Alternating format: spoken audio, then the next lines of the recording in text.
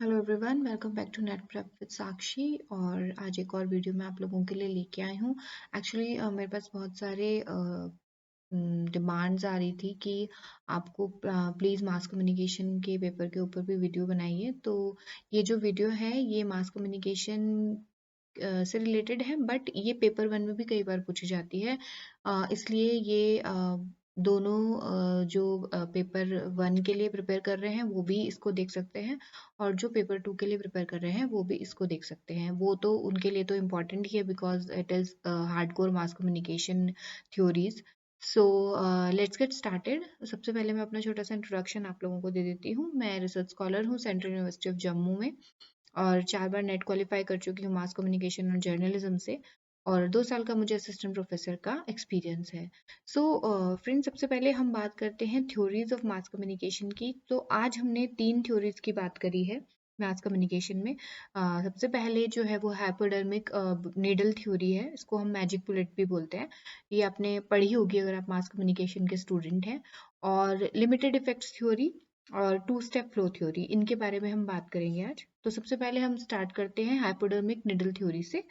तो hypodermic needle theory है वो हैरोल्ड लासवेल की बुक थी 1927 में जो उन्होंने निकाली थी। उसका नाम था propaganda technique in the world war. ठीक है, इससे निकली थी, इससे ओरिजिनेट हुई थी। ठीक है, डेवलप हुई थी 1920s और 30s में। और इसको हम मैजिक बुलेट थ्योरी भी बोलते हैं, जैसे कि आपको इसके नाम से पता चल रहा है कि हाइपोडर्मिक निडल थ्योरी या मैजिक बुलेट थ्योरी।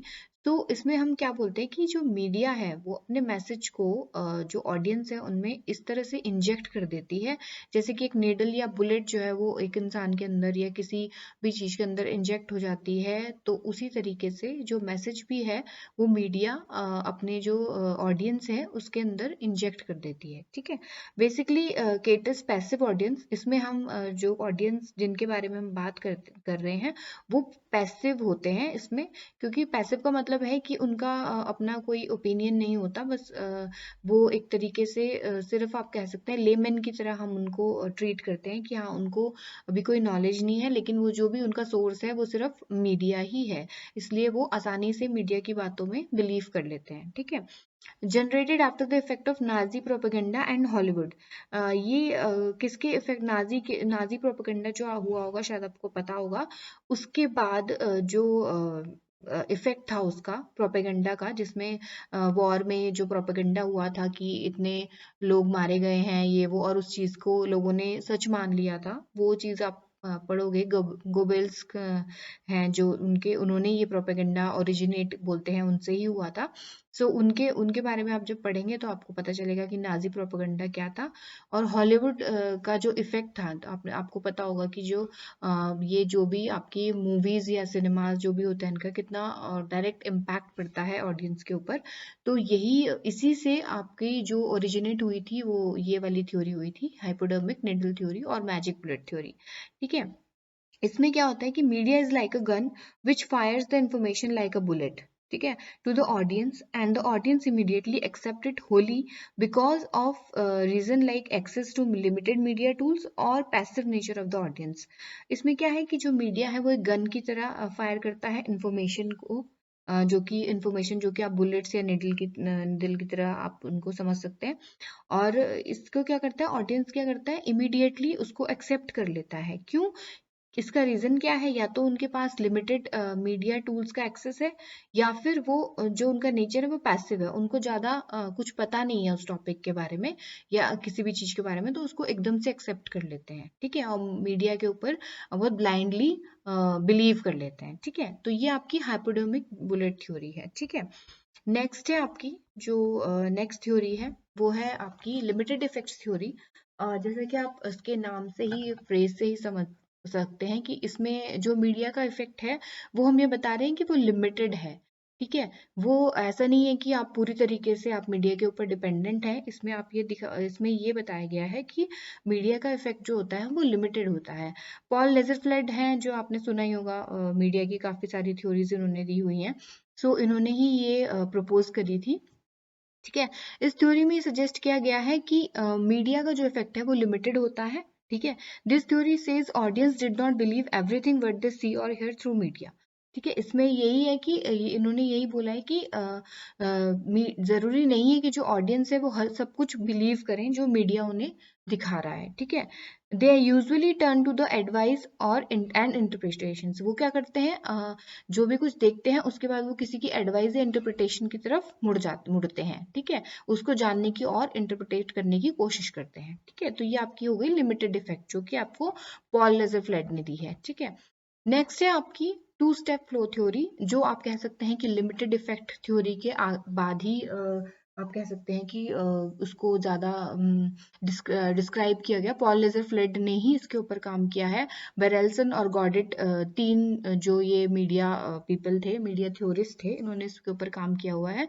ठीक है। इन्होंने ही इसको ओरिजिनेट किया है टू स्टेप फ्लो थ्योरी का। आगे अगर आप इसको डिटेल में पढ़ेंगे तो इलिहू कार्ड्स का भी इसमें काम है, तो उसको भी आप अगर डिटेल में पढ़ना चाहते हैं तो आप इलिहू कार्ड्स का भी आप इसमें कंट्रीब्यूशन देख सकते हैं। This theory suggest that opinion leaders pay close attention to the mass media and pass on their interpretation of media messages to other. इसमें क्या कहा गया है कि जो मीडिया होती है, ओपिनियन लीडर्स जो होते हैं, जो आप उनको समझ सकते हैं कि जैसे कि कोई लीडर्स होते हैं, पॉलिटिकल लीडर्स हो गए आपके, या आप कोई ऐसे लोग आप जिनको समझ सकते हैं कि लोग जिनको रिस्पेक्ट करते हैं या जिनकी बातें मानते हैं, उन लोगों को आप ओपिनियन लीडर्स बोलते हैं। तो क्या करते हैं कि वो क्लोज अटेंशन पे करते हैं मीडिया को, और उसके बाद जो ऑडियंस होती है, जो मीडिया होती है, वो अपने ओपिनियन लीडर्स की बात सुनते हैं और उनकी इंटरप्रिटेशन को समझते हैं। ठीक है। तो इसमें टू स्टेप हो गया। एक, पहले जो मीडिया है वो ओपिनियन लीडर्स के पास मतलब मीडिया, ओपिनियन लीडर्स जो होते हैं वो मीडिया से इंटरेक्ट करते हैं। फिर जो पब्लिक होती है वो ओपिनियन लीडर्स की इंटरप्रिटेशंस को सुनती है। तो एक टू स्टेप का ये एक पूरा फ्लो है, डिजाइंड है। ठीक है। तो इसको हम टू स्टेप फ्लो थ्योरी बोलते हैं। This theory is a contradiction to hypodermic needle theory, क्योंकि जैसा आपको बताया गया है कि निडल थ्योरी में हम बोलते हैं कि डायरेक्टली आप इंजेक्ट कर देते हैं, मीडिया जो है इंजेक्ट कर देती है अपने मैसेजेस को अपने व्यूअर्स पे या ऑडियंस पे। लेकिन इसमें ये है कॉन्ट्रडिक्शन है कि ऐसा नहीं होता, ये टू स्टेप में बटी हुई है। ठीक है। The audience participate actively in the communication process. जो टू स्टेप फ्लो थ्योरी है इसलिए भी कॉन्ट्रडिक्ट करती है क्योंकि जो हमने हाइपोडर्मिक बुलेट थ्योरी ली थी उसमें हमने ऑडियंस को पैसिव लिया था, और इसमें हम बोलते हैं कि जो आपके ऑडियंस है वो कम्युनिकेशन प्रोसेस में बहुत ही एक्टिवली पार्टिसिपेट कर रहे हैं, क्योंकि उनको पता है, वो ओपिनियन लीडर्स की इंटरप्रिटेशन को सुनते हैं। ठीक है। तो ये एक थ्योरीज हो गई आपकी, तीन थ्योरीज मैंने आपको समझाई, हाइपोडर्मिक निडल थ्योरी और limited effects and two step flow theory. तो ये तीनों थ्योरीज बहुत इंपॉर्टेंट है। अगर आप उनको डिटेल में स्टडी करना चाहते हैं तो आप बिल्कुल कर सकते हैं, क्योंकि आपके आने वाले नेट के पेपर के लिए बहुत आपको फायदा करेंगी, अच्छे मार्क्स दिलाएंगी। तो प्लीज इसको डिटेल में पढ़िए, और अगर आपको कोई क्वेरी है इसके अलावा, आप इससे कुछ और पूछना चाहते हैं, तो आप प्लीज कमेंट सेक्शन में पूछ सकते हैं। और आगे की जो थ्योरीज हैं वो भी मैं आपको आगे समझाऊंगी, जैसे कि एजेंडा सेटिंग है, यूजेस एंड ग्रेटिफिकेशन है, और आपकी कल्टीवेशन थ्योरी है। इसके बारे में हम आगे डिस्कस करेंगे। सो देखते रहिए net prep with Sakshi, and thank you for watching.